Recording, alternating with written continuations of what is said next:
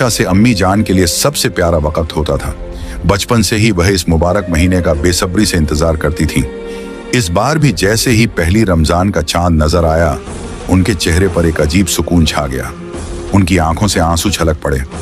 या अल्लाह, तूने मुझे एक और रमजान देखने की तौफीक दी, तेरा लाख लाख शुक्र। उन्होंने खुद को धीरे धीरे संभाला और सहरी की तैयारी में लग गईं। हालांकि अब उनका जिस्म पहले जितना मजबूत नहीं रहा था, मगर दिल में अल्लाह की मोहब्बत का जोश बरकरार था।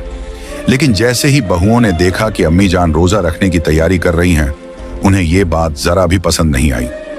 बड़ी बहू ने ताने मारते हुए कहा, इस उम्र में रोजे रखने की क्या जरूरत है? अब तो तुमसे चला भी नहीं जाता, फिर भी इतनी जिद्द। दूसरी बहू बोली, अगर रोजा रखना ही है तो घर के कामों में भी हाथ बटाओ, सारा बोझ हमारे सिर पर मत डालो। वह जानबूझकर अम्मी जान को तंग करने लगी।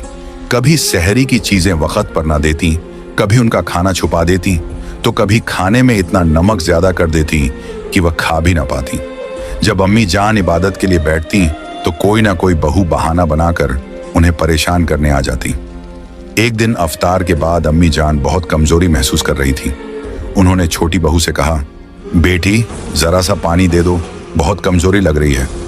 छोटी बहू ने पानी तो ला दिया, मगर हिकारत से बोली, अगर रोजे रखने का इतना ही शौक है तो सहने की भी आदत डालो, बार बार हमें हुक्म मत दिया करो।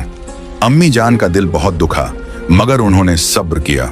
जब भी बहुएं उन्हें सताती, वह बस एक ही जवाब देती, अल्लाह सब देख रहा है। मेरा रोजा सिर्फ भूखा रहने के लिए नहीं, बल्कि सब्र करने के लिए भी है। उनकी ये बात सुनकर बहुओं को और गुस्सा आ जाता, मगर अम्मी जान हर बार अल्लाह का नाम लेकर सब कुछ बर्दाश्त कर लेती। जब वह अफ्तार के लिए हाथ उठाकर दुआ मांगती तो उनकी आंखों से अश्कों की धार बहने लगती। उनकी बस एक ही फरियाद होती, या अल्लाह, मुझे हिम्मत और ताकत अता फरमा ताकि मैं तेरी इबादत से दूर ना हो जाऊं। लेकिन बहुओं का जुल्म बढ़ता ही जा रहा था। अब जब अम्मी जान नमाज पढ़ने बैठती तो बहुएं जानबूझकर अपने छोटे बच्चों को उनके पास छोड़ देती। मासूम बच्चे चीखते, रोते, झगड़ते और अम्मी जान को मजबूर होकर इबादत छोड़नी पड़ती। बहुएं तंज कसती, अम्मी जान जरा इन बच्चों को संभाल लेना, हमें बहुत सिरदर्द हो रहा है। बड़ी बहू हर रोज यही बहाना बनाकर अपने कमरे में जा लेटती। छोटी बहू कहती, अम्मी जान हमें बहुत थकान हो रही है, जरा खाना बना देना, और फिर बेफिक्री से मोबाइल लेकर बैठ जाती। अम्मी जान खुद भी कमजोर थी, लेकिन किसी तरह घर के सारे काम निपटा देती।